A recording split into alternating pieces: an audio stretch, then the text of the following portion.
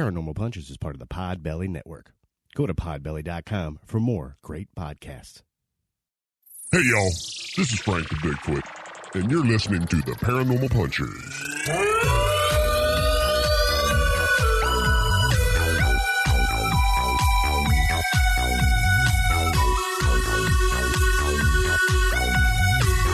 Hey, friends! Welcome to Paranormal Punchers. I'm Mark. I'm Alicia. I'm Nash. I'm Dave. What's up, boys? Hey. What's going on? Still using Skype. One day we'll do this in person again. I know.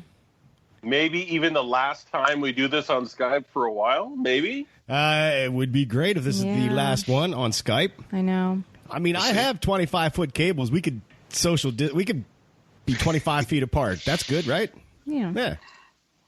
Well, doesn't all of where we live go yellow? Go to within about 2 weeks? Yes, I think June 4th or 5th. June 5th, yep. Yeah. Yeah. So that means we can do it. We can do it in person right there. Exciting times. I Oh, know. you should brew up a batch of beer just for that occasion. I know. What makes you think that I don't have one already being brewed? How I can't believe I would doubt you. I know. Ugh. All right, this is going to be this should be a fun show. We're going to talk about Dogmen. Right.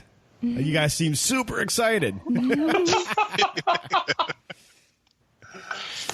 Now, a listener, Luke Funkhauser. Yes, I use his full name. He said, you can use my name. Luke sent in this, I don't know, it's a pretty incredible story.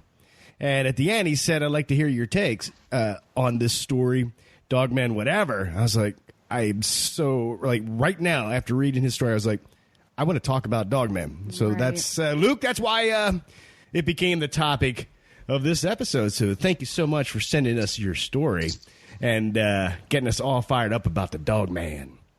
Thanks, Luke. Heck yeah. Now, well, quick shout out before we get rolling with that story. Lewistown Printworks sent us all T-shirts. Yep. They're pretty cool. Ooh, thank Nice. you. Yeah, it has an alien screen printing with their name and everything. An alien's on the shirt, screen printing. It's really cool. Yeah. Michelle, Caleb, thank you so much for sending us those shirts. Very excited. You boys will get yours in a couple weeks when we go yellow. Right. Cool.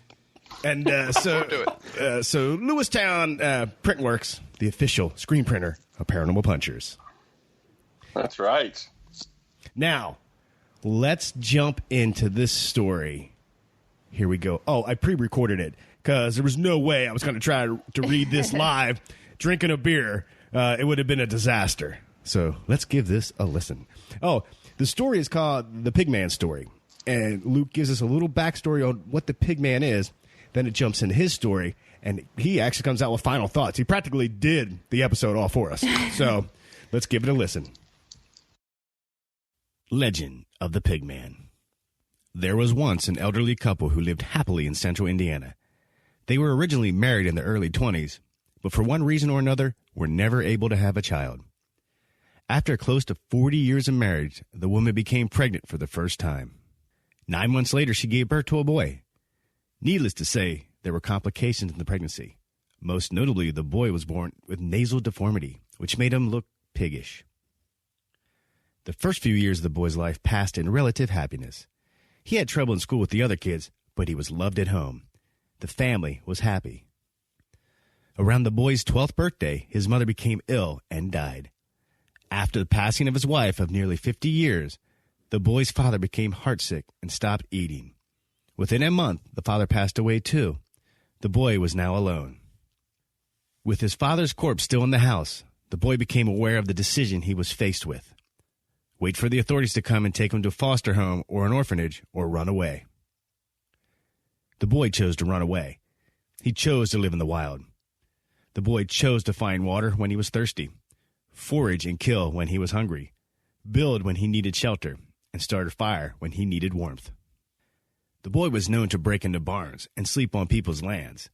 He became known as the Pigman, and most children growing up in central Indiana knew about him. We teased each other about him.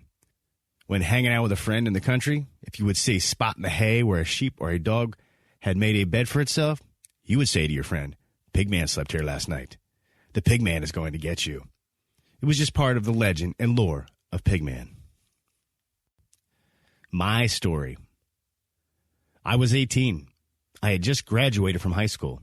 It was the summer of 2003. It was August, and it was hot. Air conditioning never stops running, and you stick to the seat hot. I was at my girlfriend's house late one night. She lives out in the country. Around 2 a.m., I decided to make my way back home. I said my goodbyes and got in my Ford F-150. The truck was old and prone to dying. It had 195,000 miles on the odometer, manual windows, manual locks, and a rusted-out hole in the passenger side floorboard. It was a ride fit for an 18-year-old. I drove through the country heading home. The cornfields had not yet been harvested, so the stalks were at their peak. I came to a four-way stop in the middle of nowhere, surrounded by cornfields, when all of a sudden, my truck died. This is not unusual, and so I reacted as any 18-year-old might react upon being stranded with a dead truck in the middle of nowhere in the middle of the night. The reaction involved banging on the dashboard and the steering wheel and using some choice words. I was committed to getting the truck restarted. I manipulated all three pedals in the stick again and again, confident I would get the truck restarted. At some point, I had hit the brake pedal, which illuminated the road behind me. And accidentally at the same time, my peripheral vision had gotten a glimpse of something in the rearview mirror that struck me as alarming.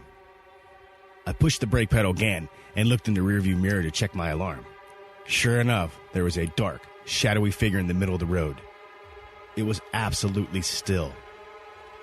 It was between 50 and 100 yards behind me. Distances are hard to gauge given the situation.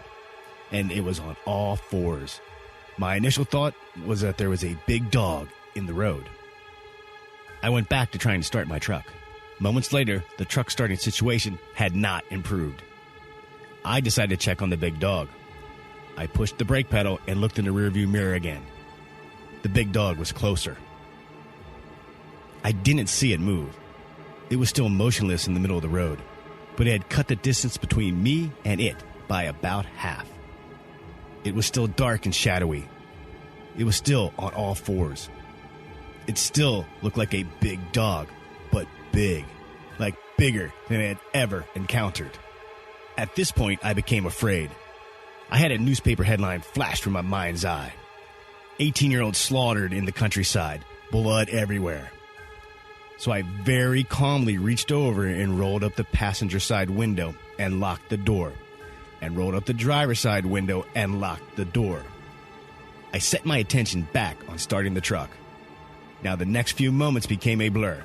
It might have been a few seconds. It might have been a minute. I don't know.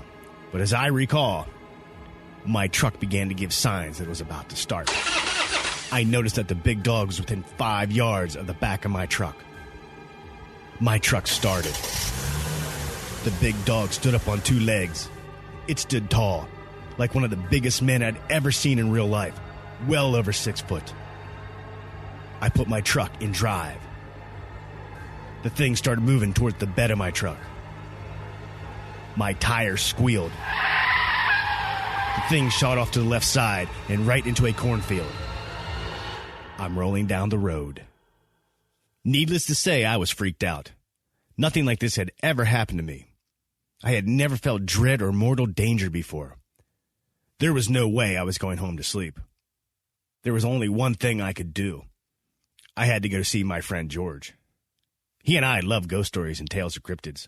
We would regularly investigate abandoned houses or any other creepy stuff we knew about. I had to see him. George lived in the country as well.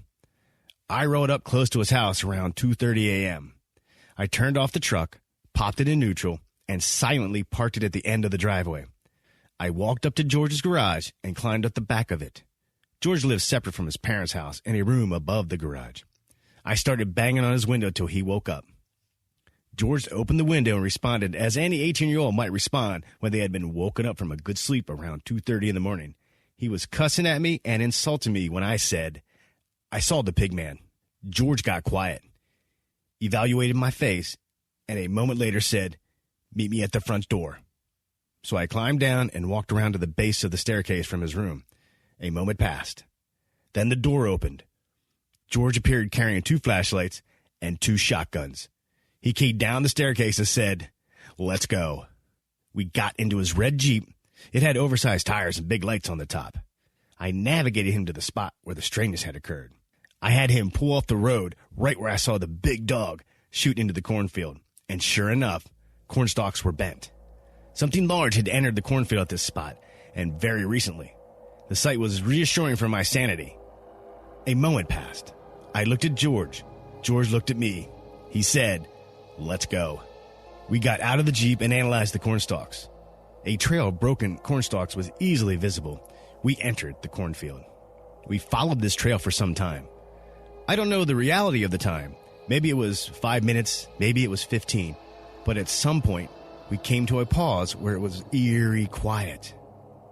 Then, all of a sudden, we heard something move.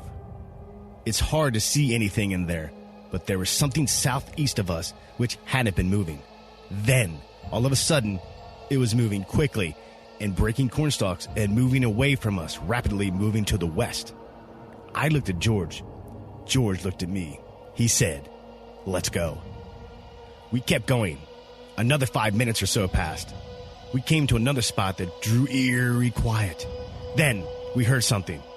It was something between a dog's growl and an elephant's trumpet. It was alarming and terrifying. I froze for an instant. Then I heard something move rapidly away from me. I looked at George. George was gone. George was running for the Jeep and had left me to die. After all, you don't have to outrun the thing. You outrun your friend. I began running in the same direction. Nothing chased us. We got to the Jeep. We drove to his house to sleep it off. We came back the next morning to investigate further under the light of day. We were able to follow the thing's trail through the entire cornfield, across the road, and into a soybean field. The trail went cold in an irrigation ditch in the middle of the soybean field. That's my story. However, I wanted to share a further thought. The story is called The Pigman Story, but only because of what we were exposed to growing up. Upon maturing and investigating the paranormal further, I now have a different interpretation of this story. I have now digested the legends of the Michigan Dogman, the Beast of Bray Road, a story of a siege of a farm in Mississippi by Dogman, and a story from a policeman somewhere around D.C. These locations surround Indiana. The thing stood on 2 legs, was over 6 feet tall, was dark and shadowy, and created a sense of dread in me. I now believe this was a Dogman. I would love to hear your thoughts on this story, on Dogman, on Pigman, on whatever. All right. Thanks, Wow. Luke. That was a very, very cool story. Right. What'd you guys think of that? I think that if I was Santa Claus, I would rename my reindeer so I could say, "On Dogman, on Pigman." I don't know. That's just kind of what it made me think of. Okay. I'm so sorry. That's what that story made you think of. Like, just at the very end. But I don't know. You can put the other guys in there. You can put the little Puckwudgies and stuff in there too, I guess. It'd be a terrifying sled. Oh, no. Yeah. Yes, it would. Oh, boy. That is pretty amazing. Yeah, it was pretty intense. I mean, it was a great job of capturing the intensity of the initial situation and then going back and, on that hunt for it. Like, that was well written and made me feel like I was there. Mm-hmm. Yeah, excellent job with the writing. I like how I added some music. I know. Yeah. that just helped. No, I love the story. I actually enjoyed a little bit of the Pigman. Never heard that. But, man, the story is intense. So I was like, let's talk about the Dogman. I found some other intense stories. Liz, you have some deets on the Dogman. So, hey, Luke, one more time. Thank you so much for sharing that with us. Let's jump in. Thank you. In the words of George, let's go.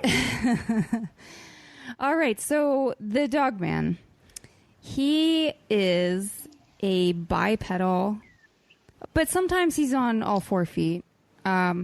Canine, wolf-like.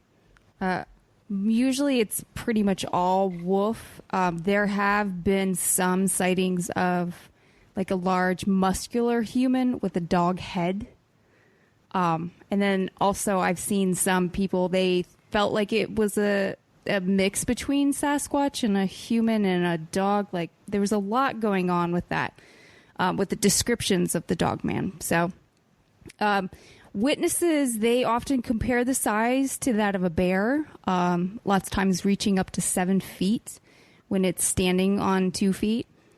I've heard some of the reports, they've talked about gold red glowing eyes.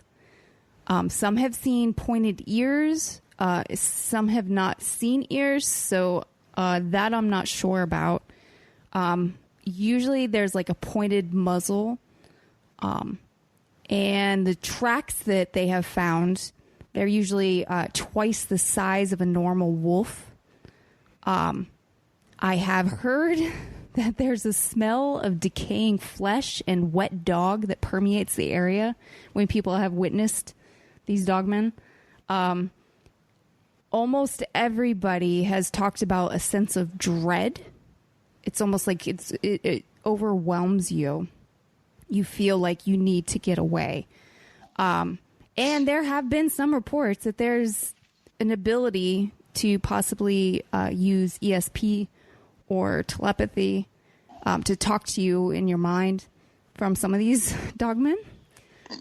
Wow. I mean, first and foremost, if you saw a creature like that, then all of a sudden it was using telepathy to talk to you. Right. That's how you get brown pants right away. I know. Yep.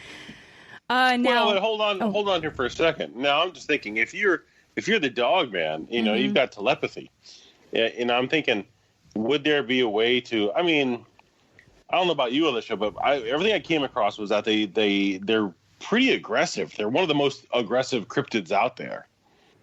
You know, what I found was, as far as behavior, they don't attack you, but they do seem aggressive. They want almost like they want you to leave, get out of their area. And I found a story we'll get to that they are aggressive.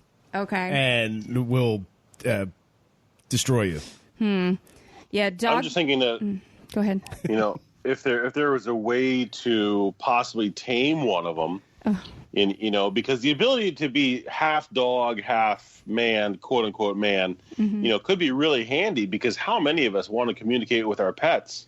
I mean, I only know of a couple people, you know, Rhonda is one of them, who can actually has the ability to speak to their pets. But if you have telepathic abilities, Right. you could be this the thing would eat your intermediary. pets, dude. You know, I'm thinking of this could be like a Fortune 500 enterprise that we're looking at here. You know what I'm saying? No, I think this thing, some of the description I found, like between 8 and 9 feet tall, Okay. like strange long arms, abnormally long arms. But I also found like extremely muscular, wide, big, like, you know, kind of a strongman vibe going on. And I don't think they're nice. I think it wouldn't help you communicate with your cat. It would eat your cat. That'd be a snack. Well, you know, I mean, that big. I mean, you know, they've got the big and tall shops. It'll be a little tough to get them into a button up and a tie and a sport coat. But I think once we get them there, I think we could really train up, and it could be a lucrative field for us to get into. Yeah. So what I'm hearing is, go ahead, Dave. I was just going to say, I'm hearing Nash's origin story of how he starts off with good intention and ends up being this, you know, corporate leader who's, you know, hell bent on, you know, domesticating these dogs and sets them loose on the world, something like that. Or if he is successful on domesticating these dogs, he'll have an army. Next thing you know, he's running the world. Yeah. Well, I mean, just think of the lunchtime costs. I mean, the food costs would be very minimal, because you can just give them dog food and they're fine with it. You know, you could feed a whole workforce on like a bag of Alpo. You know, that'd be nice. I'm pretty sure that they would tell us exactly what they thought of the dog food. Yeah. Okay. Well, some negotiation tactics in there. Okay, all right. Anyway, go ahead, Alicia. I was just. Oh, it's okay. Honestly, I mean, if you came face to face with like a giant wolf, that's terrifying in of itself. But I think if you came across like this giant human that had a wolf head, I'm not sure which one would be more terrifying to me, you know? But anyway. Yeah, because I came across a couple really different descriptions on this guy, and it kind of made me ask a few questions. You know, I was looking at reading this article about a dogman that was killed in Montana. Oh, yeah. I did read about that. I didn't include it in my notes because there was some info that came out after that, but... And it looks, I mean, to me, those pictures didn't say dogman. That said a dog and a German Shepherd had a baby, had a puppy. You know, that's what it looked, you know, and to be like, oh, it was on the bed of this truck. You know, the bed of that truck is only about 3-4 feet wide, you know, to be on the tailgate here, that's a dog. It's a something. Yeah. But it came out that it was like the DNA of a gray wolf or something like that. So it was like almost like a hybrid between maybe a dog and a wolf. But you know, and then to hear a lot of the other things that I hear was that, or that I found anyway, was that it was more basically like what you're saying, just a really big human body with a dog head, right? Like that wolf guy on Altered Beast, the 80s side-scrolling video game. Nice. Right? You're finding a lot of where, so it's a human body. Mm-hmm. It's with usually, a wolf head. It's usually like a giant wolf type of creature that's on 2 feet. But like 5% of the encounters, it's been a human with a wolf head. Yeah, because most of what I found, it is described as a big dog. A big dog. Black, very dark fur. Okay. Yeah, so no. I mean, it would definitely, that would scare me. But if I saw a human body, right, like with a wolf's head walking around, that'd be so bizarre. I mean, is he wearing clothes? Is he butt naked? Good question. I don't know. I don't think Mark, anybody's... you animal. You're going right to the nudity, huh? Nice. No, I was asking a question. Yeah, I actually don't know. I don't think they ever said that he was wearing clothes. I think he probably was naked. I don't know. So as far as like where the dogman has been sighted, he's been spotted in 38 U.S. states. And he's been sighted over in Norway, all the way to Brazil. Like, he's been all over the place. There's a lot of encounters of dogmen. And there's encounters that actually date back to the late 1800s. So it's been going on for a while as far as, like, written, documented encounters. Now, the history of the dogman dates back as far as ancient Greece, where the creatures were given the name cynocephali. We'll go with that. This alleged race was described in the writings of Marco Polo. And he claimed... Polo! Thanks, Beth. He claimed to have come across an entire island of anthropomorphic canines, which supposedly they initiated some trade deals with them. Trade deals. Right. Obviously, we've seen the god Anubis in Egypt. Mm-hmm. There's depictions of a human with a canine head. And let's see, what else do I have? The natives of the pre-Americas, they considered them as supernatural beings, because they're warriors or whatever. They invoked the spirit of the wolf and then became dogman soldiers. And I'll get into that in a little bit as far as like some of the theories behind like what is causing the dogman encounters, but. The first documented encounter was in 1887 in Michigan. two lumberjacks, they saw a creature, and it had a man's body and a dog's head. So I don't know if that was like, I don't know. I'm a lumberjack and I'm okay. I just keep going with those lyrics. I'm sorry. You do that, I just keep on going with them. Now, not all the encounters have been in rural areas. There's been a lot of, like, they witness it, like, crossing the road or whatever, or they see it in the woods. There have been some in the city limits of Cincinnati, Dallas, Chicago, and Columbus, Ohio, among many others. So he's not just hidden in the woods, in the rural areas, but yeah. And let's see. So this is a rural area, but it's about 50 miles west of D.C. Okay. So we know that's a massive population. So 50 miles west of D.C. This is the incident that Luke had mentioned in his story. But a deputy sheriff was called out to some type of animal disturbance. And so it took him about 20 minutes to get out there. The dispatcher, thought maybe a bear, whatever. So the deputy sheriff gets out there, knocks on the door of this trailer, and the person that called in this disturbance was visibly freaked out.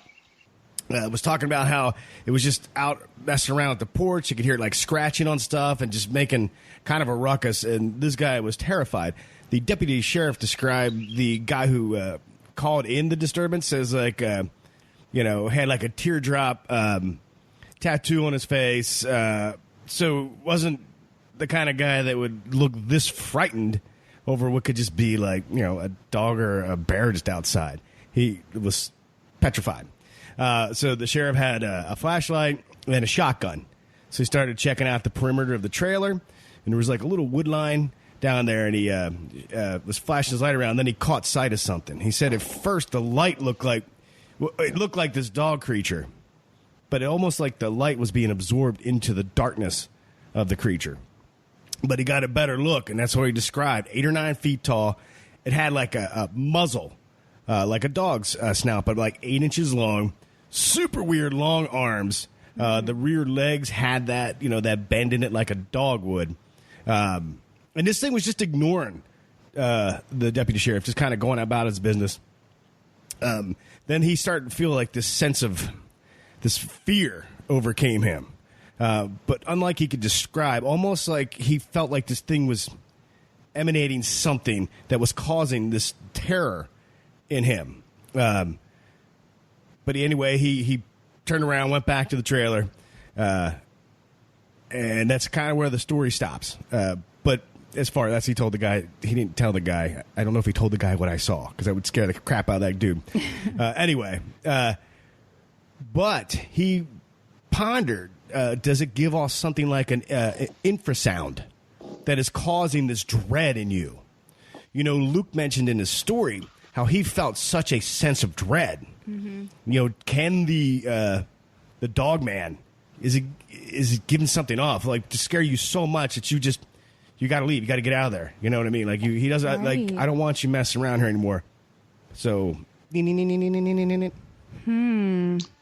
can they communicate at a different range of sound? I know that dogs have much more sensitive ears than we do, right? But can they send out that kind of a sound? I don't know. Dave? Dave was in a zone there for a second.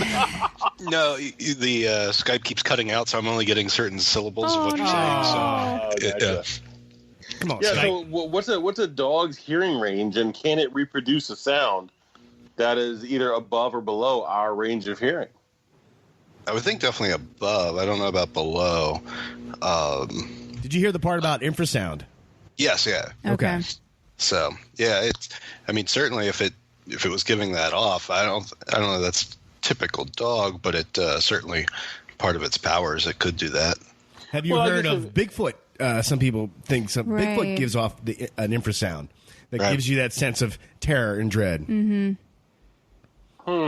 And You know, because it's like, what is it? Is it a vibe? Is it a sound? Is it telepathy that they're actually pushing away? You know, they're giving you that sense of fear.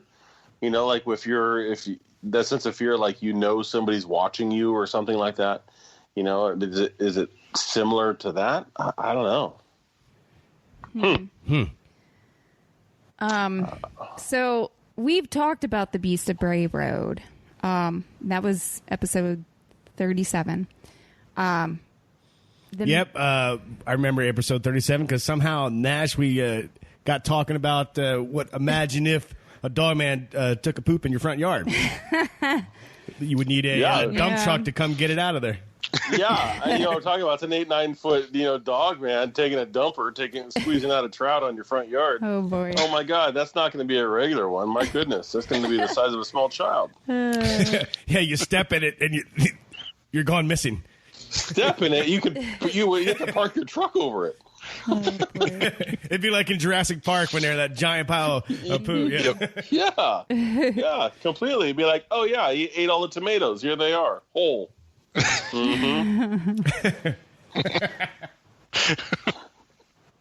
Another kind of not popular, I don't know if that's the right word, we'll go with popular dogman, is the Michigan dogman. And many have witnessed it, obviously, in Michigan. It has the body and upright position or posture of a man, the head and fur of a dog, and hands that are eerily human. And a lot of people have seen this one as well. As far as like some popular ones that we've heard, I can give you some encounters. Yes. Okay, so a woman was walking her tiny dog when she came face to face with a wolfman with gold red eyes. It growled at her. She picked up her tiny dog and started running. And it chased after her. So she kept hearing it like behind her. And then all of a sudden she couldn't hear it anymore. So it was no longer like behind her. But it was terrifying for her. It didn't attack her. It just chased her. This was Michigan? No. Oh. I don't actually Just have. curious. Yeah. I got it off of Reddit. So I'm not sure where the location was. But Cool. Legit. yeah, I know. There was one witness. He woke up from his sleep and he heard a noise. Looked over at his window, which was right next to his bed, and he saw a hunched over dogman standing in his window. He claimed that it had to be at least 7 or 8 feet tall, of course, to be able to like look through the window like that, and that it was staring directly at him. It had pitch black, soulless eyes. He was terrified. So, what did he do? He closed the curtain and fell back asleep. No, that's what you do. That's exactly what you do. I know. And if he's laying don't in give bed it the with his power. wife, you get on the other side, so you offer the wife to the creature. Right. That's what you do. Oh, boy. So, here's another one. According to an interview with a retired ranger, he and his then coworker, they were out looking for dead animals to remove from the park premises when they accidentally hit what appeared to be a bear with their Jeep. They got out, and upon examining the body, the rangers realized that the hairy creature had human legs, hands, and feet. Its body was well built, and the ranger claimed it had the physique of a UFC fighter. So, like, he was big and muscly. It's big. He was big and muscly. Yeah. Its face, though, was definitely not human. It had a dog-like ears, fangs, a long protruding snout like a dog. Other rangers were quickly called to the scene, and none of them had ever seen anything like it. The two were asked to go back to the headquarters so they could file a report and get interviewed and everything. They then led them all back to the accident, the scene of the accident, but the body was already removed. And wouldn't you know it, They were government agents. Men in Black? They interviewed the two park rangers, and they told them, "You ran over a bear," and warned them to never speak of the matter again. So that's another... Clearly they didn't listen. No, I got a story involving some government stuff Do like you? that. Yeah. Okay. No, but finish up. Oh, okay. Let's see. On Skinwalker Ranch, which we've also talked about as well, a group of people, they were wandering down a road on the premises, and they saw a group of men ahead. The three figures had their backs turned to them and were all wearing suits and smoking cigarettes. One of the men turned its head to the group, and that's when they realized that all three of the men had heads of dogs. But they were smoking cigarettes? Yes. More specifically, they looked like Doberman pinschers. Terrified of what they were witnessing, they bolted out of the area and didn't look back. Yeah, if I see three dogs in suits smoking cigarettes, Right. I would start to wonder if someone slipped me some acid. Were they playing poker? Right. Then I have an account that was given by Bigfoot and Dogman researcher Parker Duvall. He spent years studying the Dogman phenomenon in his home state of Kentucky. And he said that he made a telepathic contact with a dogman named Roger. He's a good boy. Yep. And has created a relationship with the entities. According to Duvall, the Dogmen are a warrior-like race that utilize an ability to fill humans with terror and a primal fear, as this is apparently the state in which people learn the most about themselves. Interesting. Yeah. Wow. That's deep. Right. I was hoping that the state I learned about myself would be Pennsylvania. But I guess that's completely wrong. Oh, you need this. You need this. Yeah. The last encounter that I have is actually from Washington County, Pennsylvania. There was a guy, during hunting season, he was out in a tree stand, and he heard a lot of rustling leaves, a lot of commotion going on. Then he saw a wolf-like thing running on its hind legs. It stopped for a moment, sniffed the air, and then it ran off. He sat in that tree stand for hours, terrified, until the sun was high in the sky, and that's when he bolted. He gave up hunting after that. Oh. So, I know. All right. So that's all I got. I got a couple thoughts on your story, but since we're telling stories, I'll tell the one I have here. Okay. Now, I don't have a specific date. It was February. This is down in northwest Tennessee. So this retired couple, Matt and Nicole, they were going to take a weekend vacation and go photograph bald eagles at Reelfoot Lake. So they went on their trip and then never came back. Family was after a couple of days. Family got concerned, called the cops. Cops went on a search out there where they thought that their friends were going. Matt and Nicole. They found the car abandoned, and there was claw marks all over this car. The sunroof was busted, and ripped out. There's torn pieces of clothing all around the sunroof. Now, one of the officers was following the tire tracks back from the Jeep, and he started to see what looked like the footprints, and he could tell that the couple was running. Then he started seeing also large, very large, abnormally large dog prints. Now, almost like something large was chasing them. So for days and days and days, they searched. They did not find the couple, and eventually they had to call off the search. So the following summer, there's some boys out riding their ATVs in the woods. A couple of the boys stop at this big log pile. They wanted to crack open a couple cold beers, and they're on this log pile having some fun. The one dude drops half a beer down in the logs, and there's Nash. There's no way you're letting that go. Right. So you opened it. It's yours. Yeah. So he's reaching down through some logs here to grab his beer, and he notices he sees a camera, a pretty decent looking camera. So he manages to fish out this camera. It was like a Canon or something that definitely not cheap. So they get home, and of course the camera wouldn't fire up, but they took the SD card out, plugged it in. Sure enough, it worked. And on there, there was, of course, pictures of birds and things like that because the couple was out taking pictures of birds and bald eagles.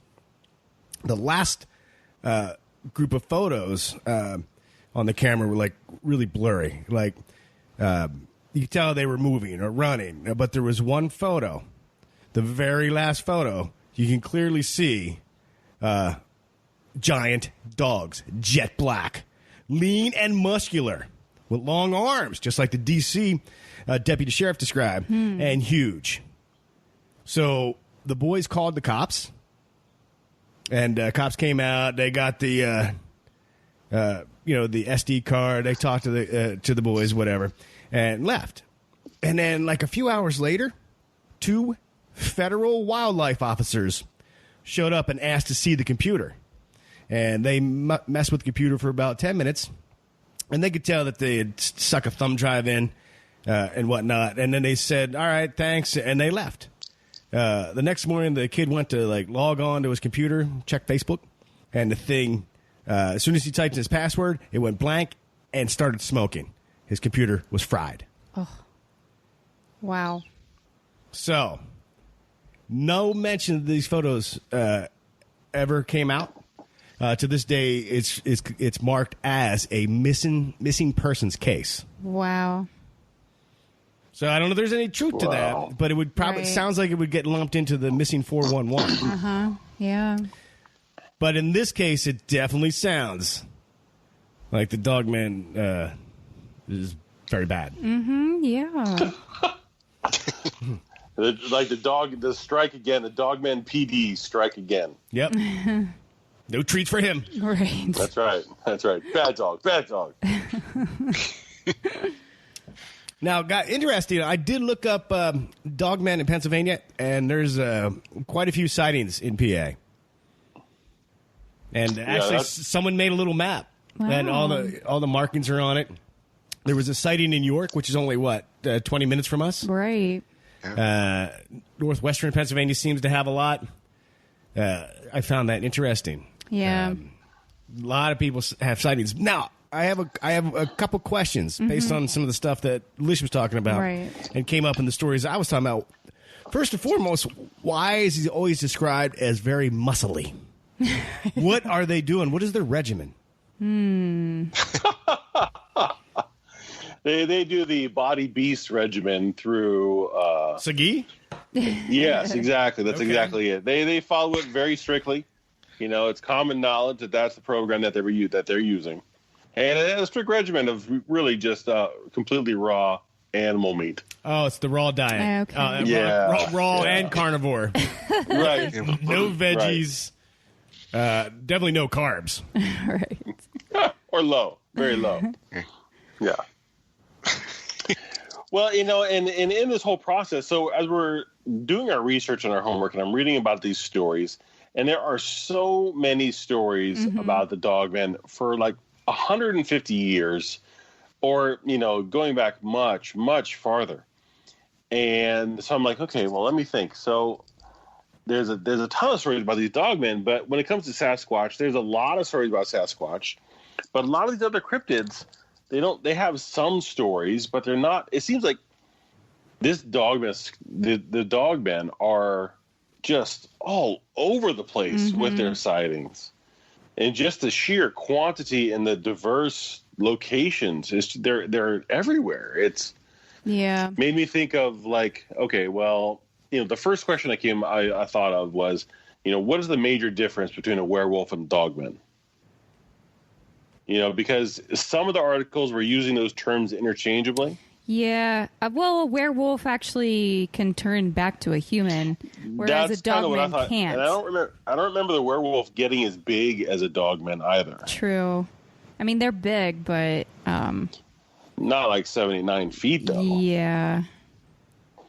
So I mean, that's what I was like, okay, so because it went back to Goodall. What was her name? The Beast of Bray Road. Linda Godfrey. Yeah. Goodall. And Jane Goodall. She studied apes. Linda Godfrey, Beast of Bear. Godfrey, not Goodall. Yes, thank you. Thank you. You know, and it just got me thinking about werewolves versus dogmen. And I thought, okay, well, if werewolves can transform back and forth, and that sort of got me thinking about, like, is this, if somebody was tinkering with genetics, is this like, is the werewolf a step up? Is this an improvement over the dogmen? You know, are the dogmen like the foot soldiers of the cryptid world? Are they? I just kind of be thinking of like the evolutionary, you know, the differences evolutionary between them. So it was like a werewolf, like a boss level dogman. You know, because you don't see a lot of werewolves around, but we have a lot of reports of them, but not to the quantity that the dogmen are out there. You know? Yeah. Well, and you know, if you look at the early sightings, very, very early. So Marco Polo talking about having an entire race of these things that he encountered and having trade. Well, that wasn't an aggressive, you know, the dogman that we're talking about now. That was a totally almost civilization, you know. Right. You know, and so what happened that they devolved over time? And, you know, was there potential interbreeding with humans that caused mutations that caused them to go insane or, you know, whatnot, and that possibly from that werewolves came out of that as well. I was thinking, I want to throw this out there. You know, Lish had mentioned Anubis. Yeah. Got me thinking about just ancient Egypt, which obviously always leads me to Stargate with Kurt Russell. What if it's an alien race? The dogman himself? Yes. What if the dogmen are? Maybe they were stranded here long ago. I don't know, but I feel like something like this, it seems intelligent. It's massive. It's muscly. So there's a lot of training going on. Maybe they are a warrior race from outer space. What if it's, what if it's not even using the word warrior? So say there's a ship with multiple species coming down from outer space, and the dogman is like, I gotta go. Okay, you need to pull over. I need to find a bush. I gotta go. And they're like, whatever. And so they let the door out. They're like, whatever. You gotta go outside again. You gotta go pee on a tree or something like that. And then they turn around and they take off and they ET the guy and he's stuck here forever. So the dogmen are simply here because they had to let that dog was back in the back of the spaceship dry heaving because it was getting car sick. Yeah. They had to pull over, let it go potty, and then they left without it. You know, it could have been in the back because it like ate something with a bone. And he was like, "Hwah, hwah, hwah," and they're like, boy. "Oh my gosh, let him out. He'll go straighten himself out." And then he did it, and they're like, "Oh, geez, do not. Let's just go." And then they took off. Yeah, what if they tied him to the back of the spaceship? Oh, yo. The little fella probably made it for a couple miles. Oh, poor guy. No wonder he's pissed. Yeah, it's really ticked off, you know? It's really ticked off. And so, you know, and it was one of the things that I did in this research is I actually got some photos, okay? Now, this is not with regards to the dogmen, but then I had a conversation with this person about the dogmen. So I got some photos from somebody who's on the Mogollon Rim right now. And, you know, out in the Mogollon Rim, and there was a lot of signs of the Mogollon man, trees broken, bent over, you know, things. So we got a conversation about the Mogollon man. And so and he said, well, hey, Nash, what are you guys talking about this week? And I said, you know, we're talking about dogmen. And he's like, oh, no, I know what's going on with the dogmen. They're straight up the footmen soldiers created the Hollow Earth. And I'm like, what? And he's like, well, think about it, Nash. You need to send somebody out to do the dirty work. You need to, and so with all the genetic tampering that's happening out there with creating like the Sasquatch or the werewolf or Nicole Kidman or even, you know, there's all kinds of alien hybrids out there. That one of the oldest hybrids that they tried to do was the dogman. That's why there's so many of them. And then even going one step further, Alicia, to what you were saying, is that there was an island of these hybridized creatures, right? Yeah. Yeah, well, that was, if we were to put something to it to keep, give it an image. That's where do you think the basis for the island of Dr. Moreau came from? That could be like one of two things. That could be like the epicenter of where they let out or do the actual experimentation. You could go back to the island of Dr. Moreau and see some pig horse guy, and he would know about the experimentation because he was a part of it. Right. But or like Australia, that's where all the outlaws go, until they develop their own society and come back, and now they're all giving us people like Hugh Jackman. I mean, it's a crazy world. That's actually one of Did you ever see Billy Madison? There's that moment where the guy's like, everything you said was wrong. We are now all dumber for listening to that. May God have mercy on your soul. No, that was, I'm just teasing, Nash. Interesting. You had me right at possible foot soldiers from the Hollow Earth. I was like, that is super cool. Right. Yeah. I'm going to have to take that back to marketing and let them know that. Who is your source, Nash? Well, I don't want to reveal my source, but one of the things that my source did let me know was that he has uncovered yet another alien hybrid walking among us to go in my list of quote unquote people to keep an eye on, because like I said, I had the Gary Coleman and the Nicole Kidman. No, you had Celine Dion. Celine I'm Dion. like, how did Nicole Kidman get tossed into the people watch that might be aliens? She's my current most recent. I observed her recently, and I believe that she is fully hybridized. So I think that she's in there with him. And then he told me observed her recently. Yeah, what does that mean? You need to clarify that. Mm-hmm. I don't want to, my sources and my method. I don't, I'm just saying. And he told me that there's one more that he had noticed that we should actually let the world know was Daryl Hall from Hall & Oates. Mm-hmm. He says, that guy, if you take a look at Daryl Hall, he's got some crazy TV show now. He was like, that guy is a hybridized alien. So I said, you know what? I will take a look at this. Okay. I will look into it, and I will get the punchers on it, and we will. But not Oates. Oates is good. Yeah. Okay. But not Hall. Hall, no. I think Daryl Hall might have eaten John Oates. Uh-oh. I don't know, but you never know. So we got to get some private eyes on that. Nice. Where's dun. Oh, no, I'm in control of that button. Oh, yeah, exactly. I'll do it for you. No, but he said I should look into the Daryl Hall and take a look, do a little research, do some homework, because we're kind of back leading into, is it Hollow Earth? Are these from the Hollow Earth, or are these alien mutations that were kind of gestated and grown in the Hollow Earth and then released out? I don't know. There's a lot of questions that need to be answered. And we answered nothing. Mm-hmm. If anything, we caused more questions and frustration listening. But I would like to know, have you guys, has this crossed your mind at all? Government experiment. You're a rookie. That was day one. Where are you there, man? Well, you did mention it. Yeah. So I was bringing it up. They're working with that. It's a joint effort. You know what I'm saying? I mean, if you're getting the Hollow Earth involved, the lizard men, of course, are working with the Dogmen.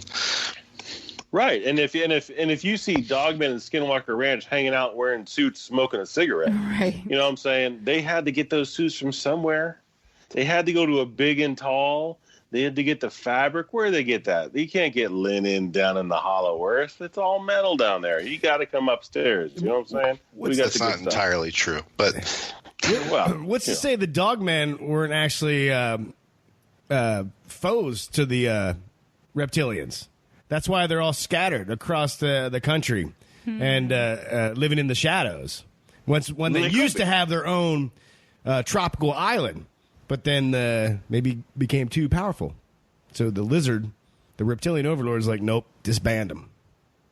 That could be, and they could be in hiding like refugees. I don't know. I just know that there's possibly a society there of dogmen that either came from or going after the lizard people, who could be or could not be working with the aliens in conjunction with the government. I imagine right now Luke is asking this question to himself. Why did I ask him to talk about the dogmen? Why did I send this to them? They are all over the place. They're talking about Nicole Kidman now. I'm telling you. Now, Liz, you had stuff on the aliens, right? Yes, I did. Thank you, Dave. I just was like, Nice. You know what? I'll let you guys go for Well, it. I tell you what. Why don't we take a break? That way we can reset. We'll come back with your alien talk. Okay. We have listener feedback, as you see, since we kind of switched the order up. We'll have listener feedback. We'll have final thoughts. We'll have aliens. We'll have more shenanigans. We'll be back. Hey, Mark, we're almost out of Moses Family Jerky Snack Sticks. That's because you keep eating them. Paranormal Punchers! You must listen to me. We are you from 10 days in the future. Wait, in 10 days we get to time travel? Just listen. In 10 days, you run out of snack sticks. This sends Nash on a rampage, setting off a chain reaction leading to the end of the world. Me? I destroy the world? There's no time to explain. Just order snack sticks now. They have 3 great flavors. Original, spicy, and teriyaki. The portal is closing. We have to go. Order snack sticks. Save the world. Is anyone curious how we learn to time travel in 10 days? There's no time for that right now, Dave. Right. We need to hit the road and stockpile snack sticks. Roads? Where we're going, we don't need roads. Go to mfjerky.com and use promo code SpookyJerky15 to save 15% off your entire order. Moses Family Jerky Snack Sticks. The best snack to pack on your paranormal or normal adventure. Hey, friends. Welcome to Paranormal Punchers.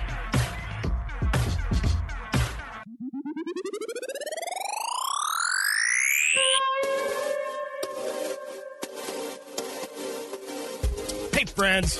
Welcome to Paranormal Punchers. I'm Mark. I'm Alicia. I'm Nash. I'm Dave. Holy moly, there's a Bigfoot. You can call me Frank. Holy moly. Oh my God. What was that? Is that Bigfoot? Call me Frank. Holy moly, there's a Bigfoot. You can call me Frank. Frank. And we're back. Sorry. Hi, Alicia. Hi. Tell me about the aliens. Okay. So this is in kind of similar to what Nash was saying. But one of the theories is that they're hybridized by alien forces, giving them a half-man, half-canine effect. This theory lends itself to the most ancient of concepts, the chimeras. Chimeras? Have you guys heard of a chimera? Chimeras? The chimera? Oh, is that how you say that? Yeah. It wasn't me this time messing up a word. Okay. Anyway. Chimmery. That's what I was going to say. I was going to correct to that, but I didn't do it. Anyway, some speculate that these alien forces are either of some unknown alien agenda, so they don't really know why they made the dogmen and what their purpose is, or that it's something demonic about to unleash itself on Earth. Ooh, like a sleeper cell. Yeah, in time scenario, you know. How do you say that again? Chimera? Chimera? Chimera? Chimera. Oh, my God. Chimeras and Bigfoot are sometimes observed in UFO abduction reports. So that's why they're talking about possible alien tampering. I have another theory as well, which goes towards the more supernatural. Ooh, Yeah. pudding skin. Here we come. So, from a supernatural perspective, the slaughtering of the native Dogmen people and their families by the white man may have resulted in Dogman haunted woods throughout the North Americas. Being supernatural would explain their elusiveness and the inability to acquire physical evidence, remains, or determine the presence of activities. They also talked about like the werewolf witch trials. Have you guys ever heard of this? The werewolf witch trials? No. They were in conjunction with actual witch trials. So like people were being accused of either being a werewolf or a witch back in the day. Seriously? Yes. I know. I was like, oh my God, you could even do a whole topic just on that. We probably will. But it did carry over to the Americas, the werewolf witch trials. So these murders may have perpetuated supernatural hauntings that are experienced today. So they're basically saying these dogmen are more ghosts, I guess, or in a supernatural way. So they're not necessarily there per se, but they're. Do you guys know what I'm saying? I'm sorry. Well, yeah, they're kind of showing themselves, and that's kind of why one of the reasons why they give the that immediate sense of fear and dread is because that perpetuates from them supernaturally. Right. Yeah. So those were my two theories that I had. I do like the government theory as well, but. So with the supernatural one, are you saying like?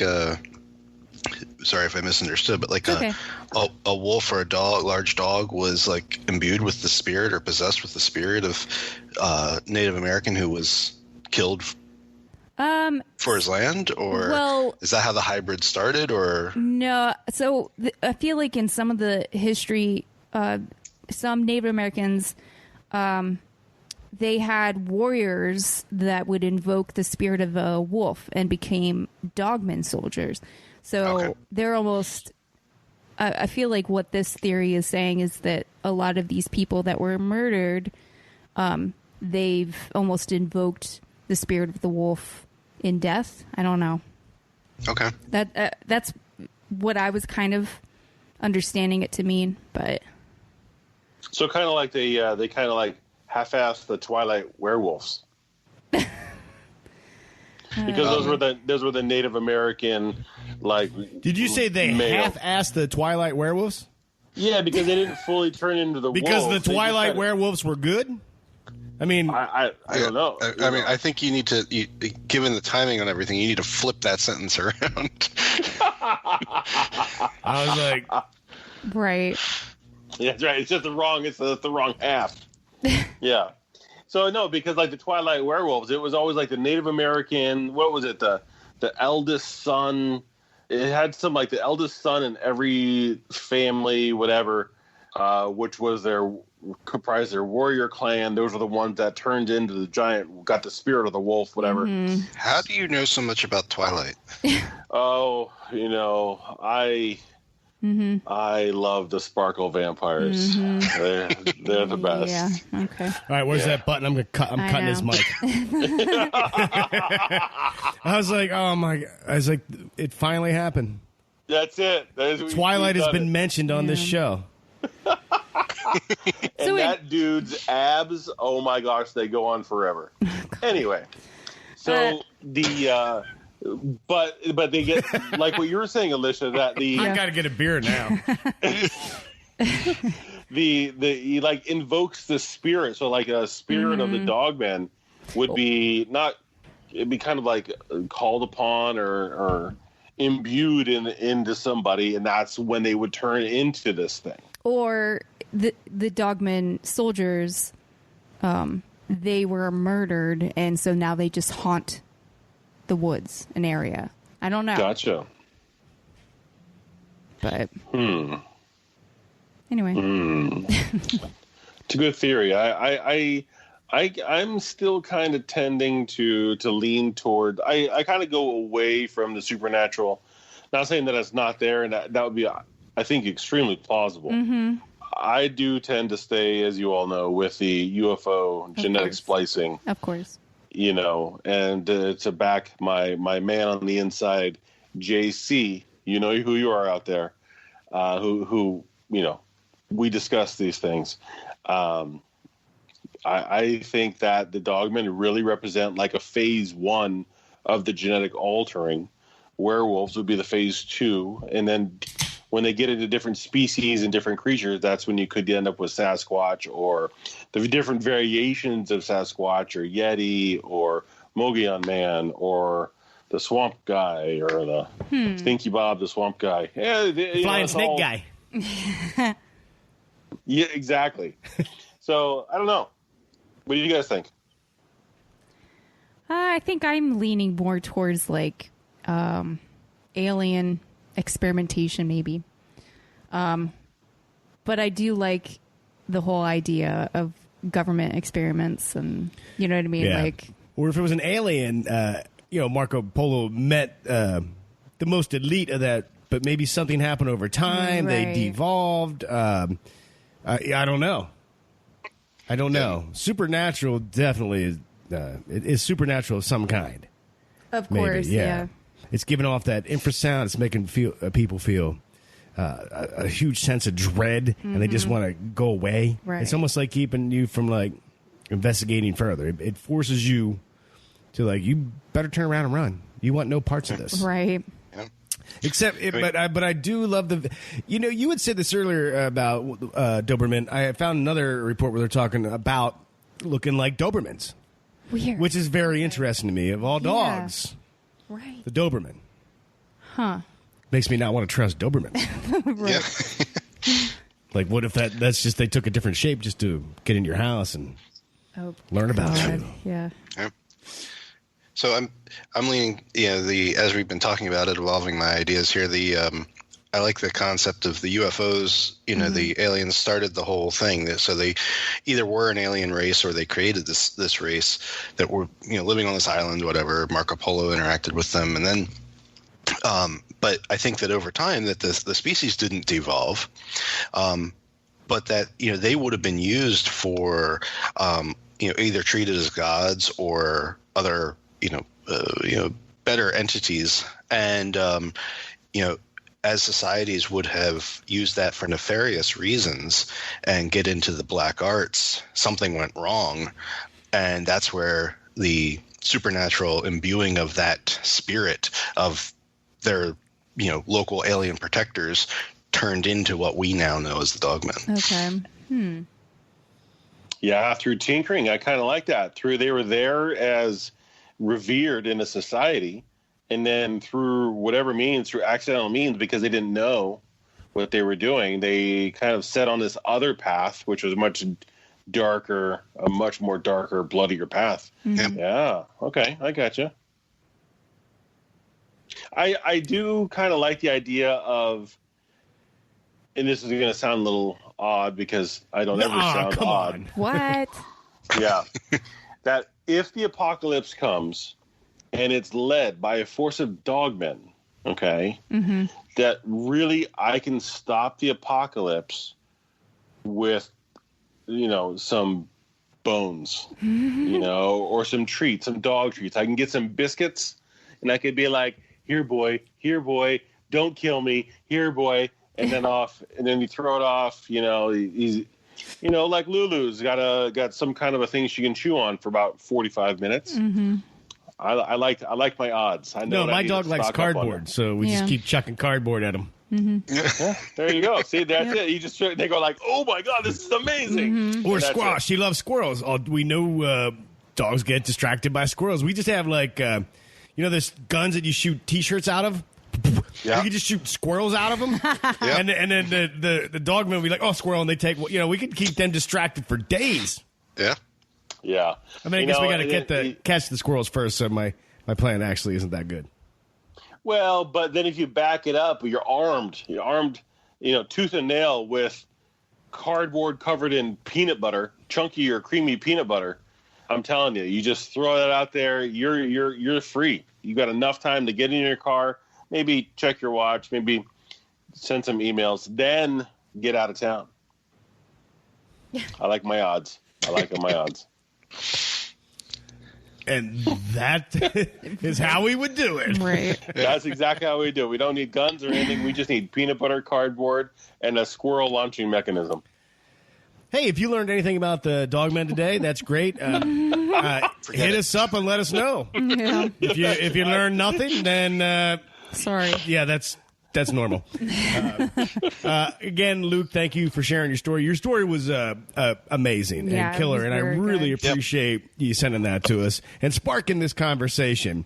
If you have a great story or an idea for the show, paranormalpunchers@gmail.com, or just go to paranormalpunchers.com, and you'll find all the ways to contact us. Speaking of contacting us, of course, we got some listener feedback, and we should just jump into that. Okay, now since with the quarantine and just the way some of our episodes landed, if I miss anybody's feedback, sorry. You know we love you, but sometimes it's not easy to keep track of everything with all the craziness. Right. But we did hear from Scott T. Hey guys, I discovered the podcast a few days ago and have listened to a bunch already. You guys make my 13-hour shift better. I have an idea for the show. Civil War hauntings. I'm a reenactor, and I've seen several ghosts and entities at the battlefields we go to. And then he says, I forgot to tell you about one of my experiences. Beer happens. We know. I was at a reenactment in Perryville, Kentucky. And while they were in camp after the first day of battle, him and his captain were sitting by the fire drinking some beer and started hearing musket fire. So they started trying to figure out who was doing it, and they saw musket flashes from the cornfield. And it looked like someone was walking through the cornfield, but the corn wasn't even moving. Wow. Interesting. Yeah, I think that's a good topic. It is. It pops up later in listener feedback and another experience in Gettysburg. Oh. Of course, we've been to Gettysburg. Oh, and Scott T said, yeah, Gettysburg was his favorite episode. Okay. And it was, which is funny, is the one episode with the most accurate information because we have the guides that were taking us through the Jenny Way were giving us true history facts about the Jenny Way house. Facts. Because if we were trying to do it, we would have messed up. We would have chimera'd that one. Went right over Alicia's head. I'm sorry. I was looking at you. Didn't even get it. Just left it hanging out there. Sorry, I didn't even hear it. All right, we heard from Fly, Finchy Fly.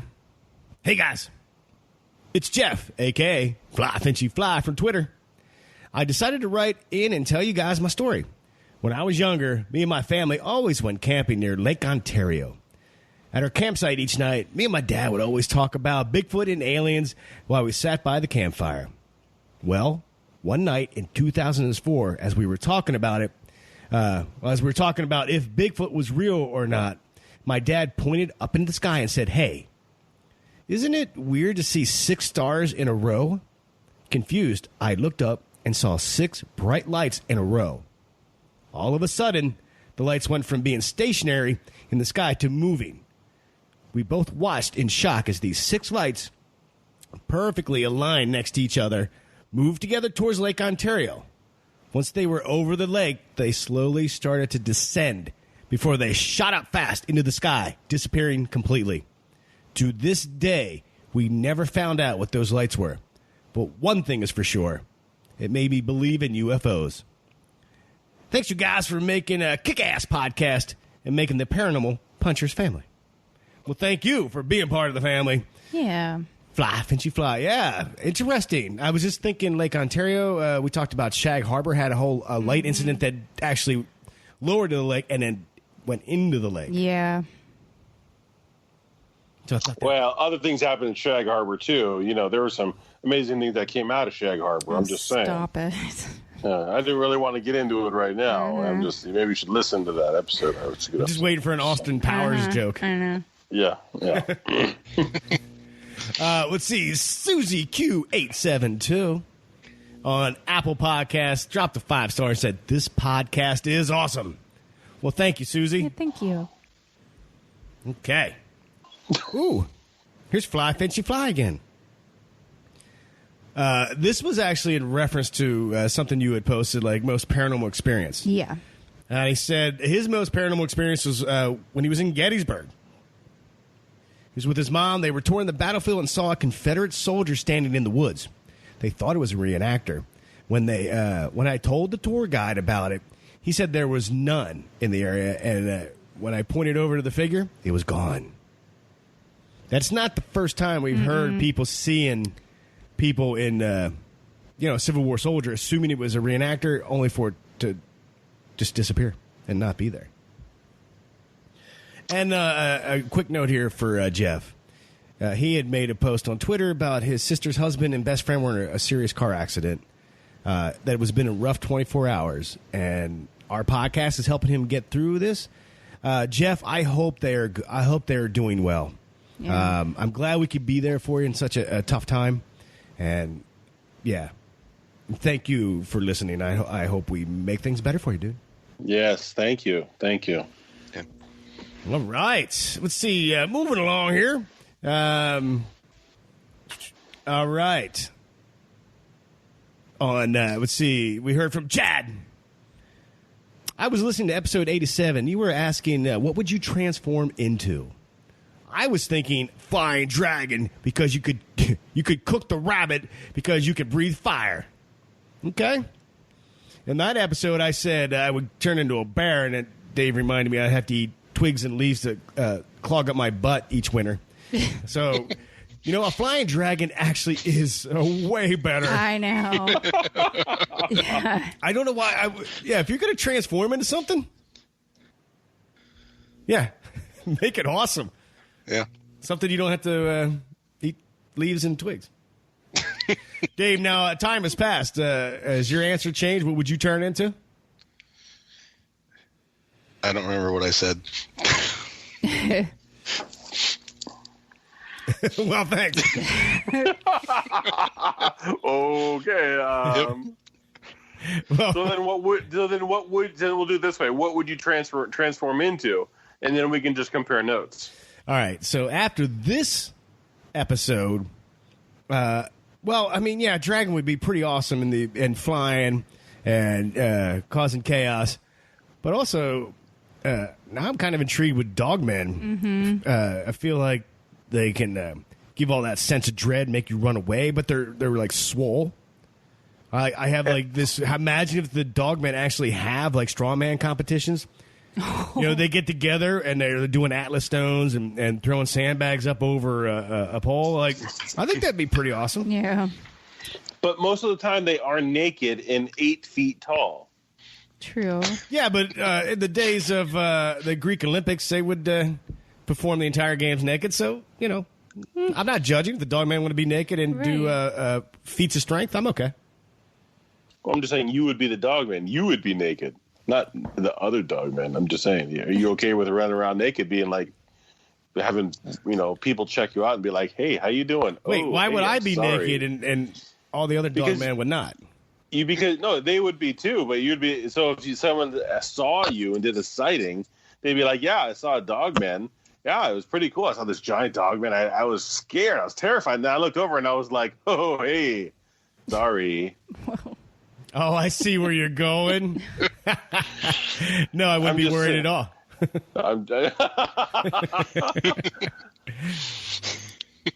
Wow. Is the air cold up there? Yeah, exactly. You're like, oh, boy. Ooh. Wow. Okay. We'll just move along. We're not that kind of podcast. Conversation. Yeah, That's right. we're not that kind of podcast. We heard from Anomalous Arcane. Really love to hear about your guys' D&D games on the podcast. Waiting for Dragon Punchers podcast. Ooh, and I like that. Actually, I think that's an excellent idea to start another podcast called, no better name than Dragon Punchers. I like to do alliteration. So Paladin Punchers, no, that doesn't work. Dragon Punchers. I would definitely do a podcast about our adventures. Or misadventures sometimes. I mean, like last night. I don't know. Must have taken 15 minutes for you guys to figure out how to open the door. I mean, at one point, you practically gave up. You're like, I'm just going to walk away. Yeah. I was like, I'm just going to camp here. If that door's not going to open, I'm just going to chill out over here in the corner and have a seat. You're and faced maybe with read a book or something. 2 giant doors, about 8 feet each, 10 feet high, clearly carved by dwarves. What do? Nash tries once, rolls like, a 13 or whatever. And you're like, yeah, all right, I'm going home. I'm going to sit over here in the corner and eat my packed lunch. Good, thanks. A D&D party does not mean work together. Mm-hmm.